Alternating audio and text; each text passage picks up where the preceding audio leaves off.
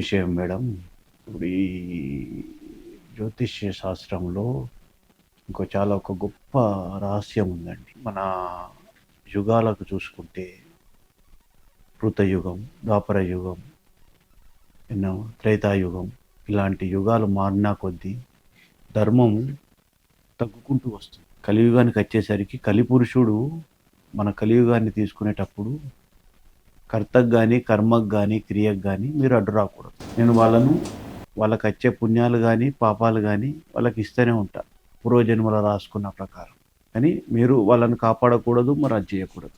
మీరు ఒక విధంగా చూడండి. ఇప్పుడు తిరుపతి అంటారు. తప్పుగా. దేవుడు గొప్పవాడు, చాలా గొప్పవాడు దేవుడు. తిరుపతి అంటారు. కానీ తిరుపతి దగ్గరనే 200% మోసాలు జరుగుతూ ఉంటాయి. అదే శ్రీశైలం అంటారు, లేకుంటే ఇంకా అరుణాచలం అంటారు. ఆ టెంపుల్లోనే ఎక్కువ మోసాలు జరుగుతూ ఉంటాయి. అర్థమైందా? కలిపురుషుడు ఏం చేస్తాడు కదా అంటే, ఈ యొక్క తీసుకునేటప్పుడు వీటికి ఎలాంటి సంబంధం లేకుండా మీరు అడ్డు రాకుండా అని చెప్పి తీసుకుంటారు. కాకపోతే మంచి హృదయంతో కొలిచే వాళ్ళు ఉంటారు కదా, మరి అలాంటి వాళ్ళు వచ్చినప్పుడు ఇబ్బంది కదా అని చెప్పి ఒక చిన్న శివుడు ఏదన్నా వరాలు ఇచ్చేటప్పుడు కొన్ని అది పెడతాడండి, కండిషన్స్ బై అప్లై అని. అప్పుడు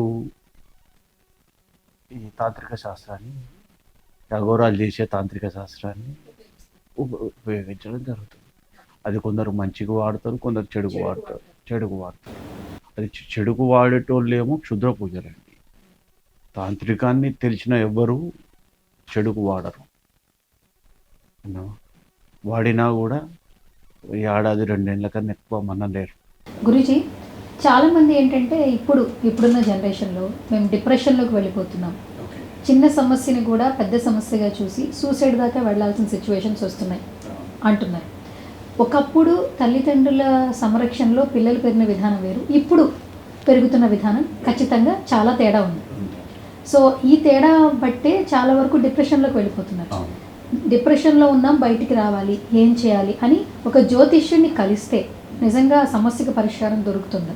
డెఫినెట్లీ అండి, ఖచ్చితంగా దొరుకుతుంది. ఒకప్పుడు పరిస్థితులు వేరండి, వాళ్ళ పిల్లలు వేరు, ఒకప్పుడు పరిస్థితులు వేరు. కానీ ఇప్పుడున్న జనరేషన్లో అన్ని నిమిషాల మీద జరిగిపోతున్నాయి. చాలామందికి ఈ రాహుకేతు దోషాలు జరుగుతూ ఉంటాయి. ఎప్పుడైతే చంద్రుడు రావు నచ్చి తాకుతాడో వాళ్ళకి డిప్రెషన్ అనేది అంటుకుంటుంది. ఆ డిప్రెషన్ అనే పదము కోటీశ్వరం దగ్గర నుంచి అడుక్కునే వాళ్ళ దాకా ఉంటుందండి. ఆ డిప్రెషన్ అనేది అది ఈ మధ్య కాలంలో ఈ 30 సంవత్సరాలలో చాలా ఎక్కువైపోయింది.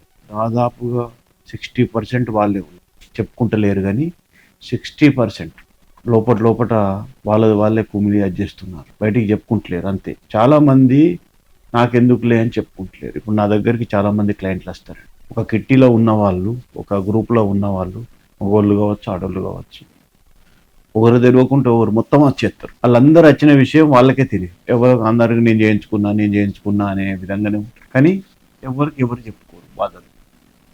అలా అయిపోయిందండి ఇప్పుడు సొసైటీ.